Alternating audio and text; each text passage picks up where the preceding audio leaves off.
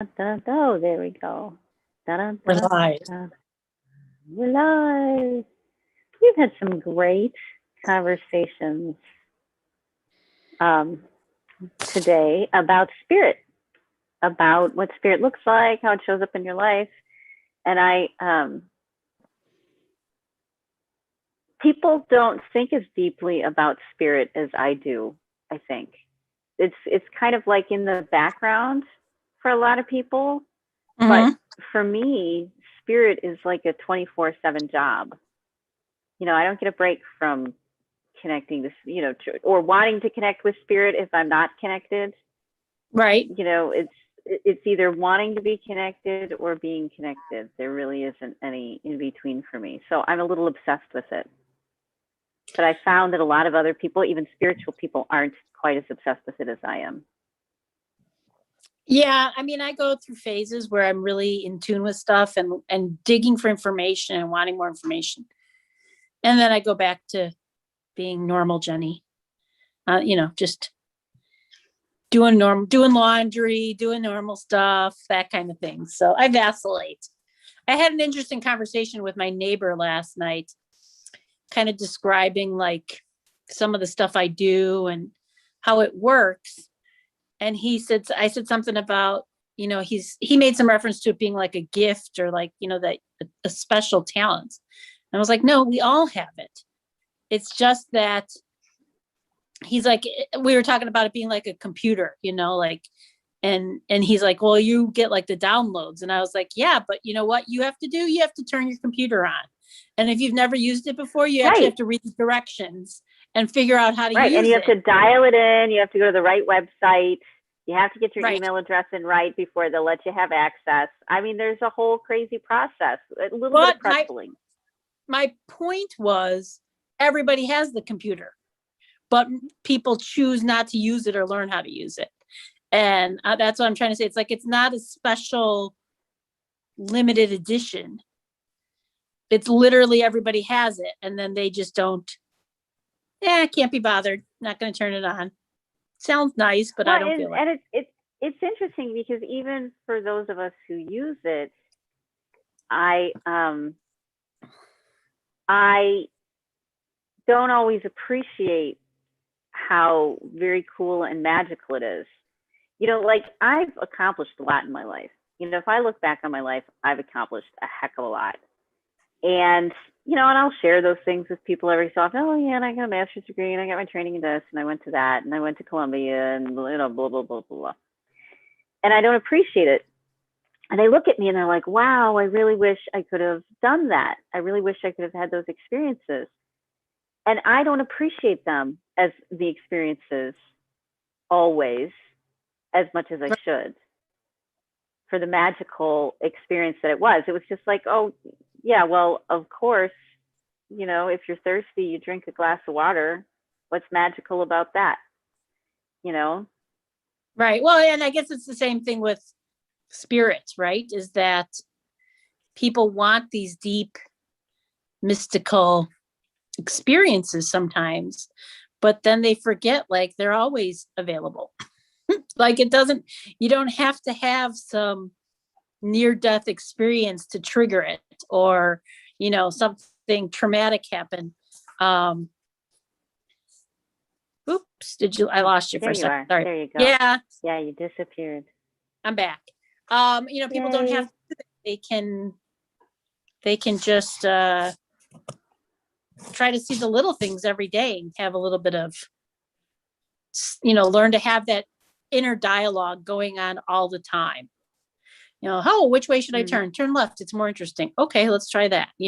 That's a connection that people choose not to do sometimes. So, but it's so hard when you physically feel anxious or angry or tired or frustrated.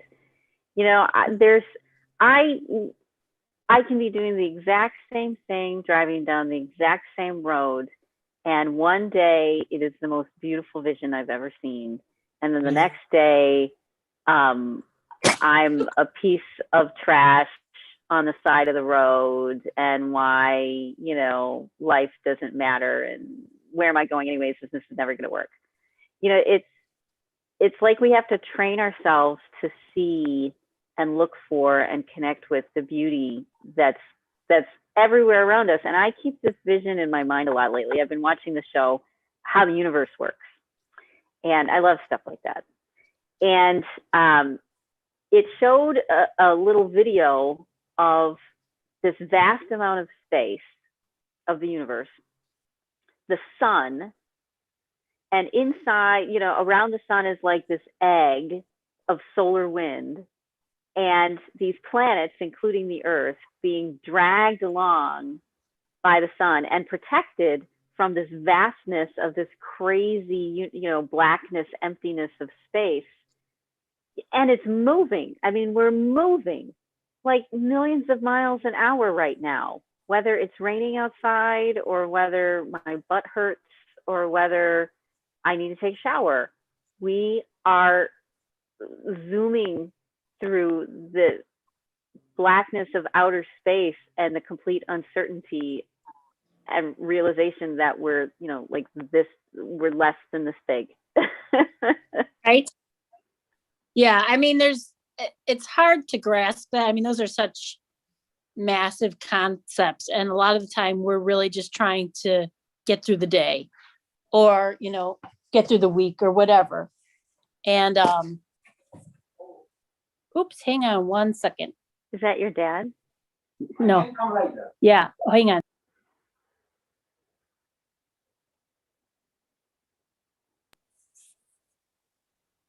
That was my neighbor who's coming over to learn how to feed my cat. Oh, how wonderful. Yeah. You have good neighbors. Thankfully, yes, I do. What was I saying? But yeah, it's hard to understand those big picture things when we're dealing with little picture things, you know? Yeah. So, yeah. Well, and I realized that most of us go through life thinking, oh, I just wish I could get through today. I just wish I could pay my bills. I just wish. And you know, that's really us dreaming way too small. You know, if we're tapping into spirit and saying, well, I just want to get to the end of the day, you know, and we're coming from that mindset, we're creating, we're writing, we're producing that exact experience. But when we start looking further forward towards what can we really make as an impact on the world, then on the bad days, there's still great days because they're another day closer to, you know, this idea that you've been holding on to about being in alignment with the, you know, with the universe around you.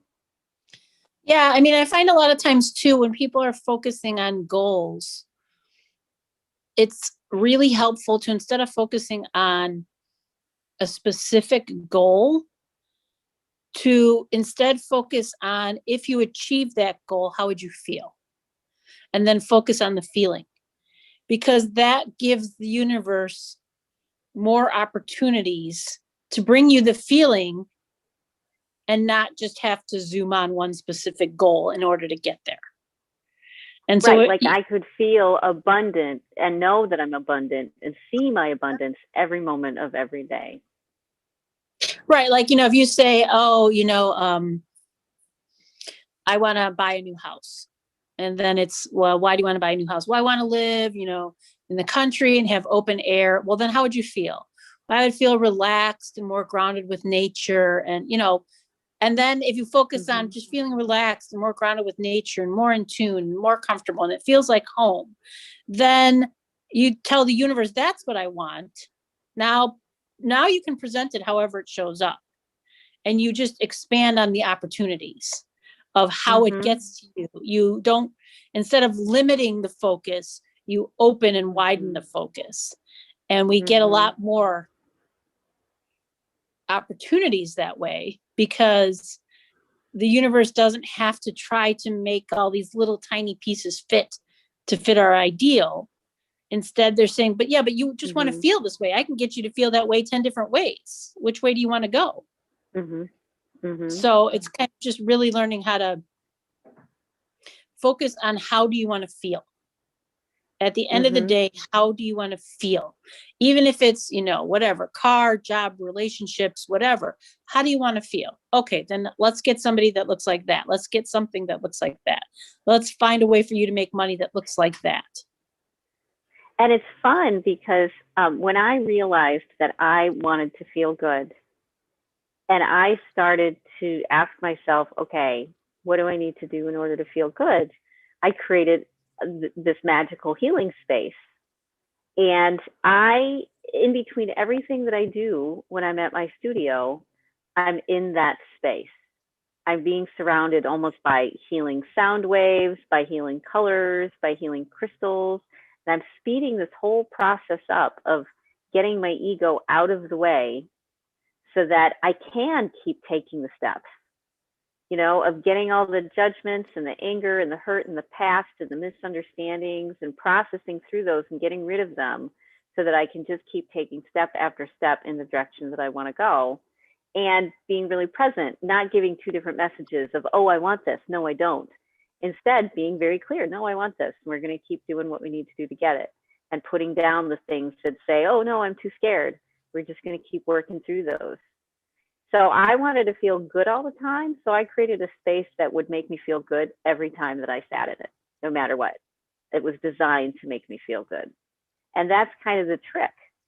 You decide you want to feel good, and then you do something about it to make sure that you feel good as often as possible. Yeah. And then the other half of that is allowing the opportunities to present in ways that you didn't even think were possible. Instead of having this preconceived notion on how it should look or sound or whatever, like, instead you just see like, oh, hey, even like when I was trying to buy my house and I thought I was going to buy this other house and it was going to work out perfectly and it was all these great things. And then I kept coming up with all these hurdles, right? Like, because the universe was kind of like, wait, we have a better plan. Let's get you out of where you're going and let's get you to the plan we think is even better for you. And of course it was, right? Like it was bigger, it was cheaper, it was newer, it had way more things that I wanted. And I didn't even know that that was an opportunity until the other opportunity got out of my way. Right. And Because so, like intellectually, the other thing makes sense. But then our intuition keeps saying, no, we really want you to go over here. I've been picking cards lately, completely feeling by the sides of my thumbs. And so I use the sides of my thumbs, and it'll tell me, like in my body, what card I need to stop at and how I need to pick it up and, the direction it needs to be. And it's been spot on. I've stopped questioning. I'm just like, no, I always know what to do, and I just have to trust that I always know what to do and follow it and see where it takes me. And that's spirit to me, trusting that I always know what to do if I listen in. or even if you don't know what to do, trusting that whatever you do is going to work out okay. There's there's a lot of idea behind trusting and allowing. Because trusting says, okay, I guess it'll be okay. But allowing is that next step that says, okay, I don't know where this is going to go, but I'm going to allow it to unfold the way it's presented.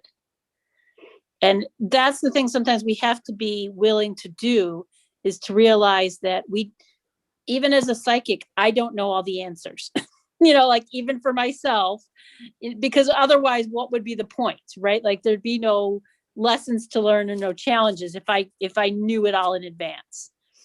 So I have to be allowing to say, I don't know where this is going to go, but it all fell into place. So I have to just allow it to unfold and see what happens and know that it's presented here, for my own best interest. And that allowing is a big thing. Just letting it, saying like, okay, I allow it to come to me. I think there's the idea of, long time ago, I had a thing on my fridge that was like an abundance message that said something about, I allow, money or whatever it was to come to me in amounts even greater than I can imagine. Because our imagination often has a limit. And so when we say, I'm allowing it to be even more than what I could imagine, you're removing the limits and you're removing the restrictions.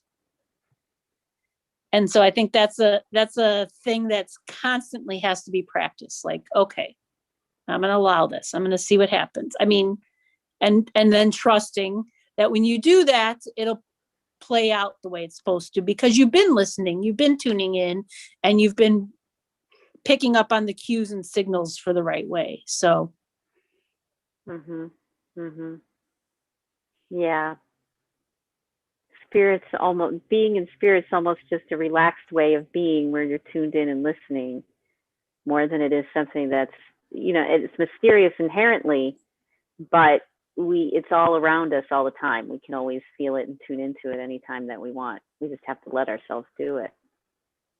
Right. You have to turn that computer on, that internal computer. Gotta, upload the software, download the information, and then have some instruction on how to use it. Exactly. That's exactly how it works. And most people are not given any instructions. And so because they aren't given any instructions, they don't even turn it on. Right. Yes, that's true. Oh, we have this fantastic computer that is in our. Yeah, I inherited it. Oh, I didn't even know that was a thing. Oh. Yeah. Need that. That's super true. Yeah. People do not truly realize, I mean, studying body work and all the different modalities, the body is miraculous. The mind is miraculous. How we work is miraculous. Life, it's like Einstein saying, the more he studied, the more he couldn't, deny that there was a God. Anyone who studies the miraculousness of the universe with a curious mind, realizes there's an underlying flow, an underlying pattern of things, of different levels of consciousness, different, awarenesses, self-awarenesses. It's a big deal, and when we take a breath and get out of ourselves, we realize that the fact that we breathe or walk or blink is, crazy complex. Yeah. I mean, there's definitely methods to the madness. It's not just random. And when people kind of dismiss it and think that it is, then that's when they lose out on those miracles, because they think, it happens all the time. It's no big deal. Just random. And it's like, wait, you just had something amazing happen and you just dismissed it. So. That's our training. Yeah. I mean, everybody. Is there anything you'd like to add?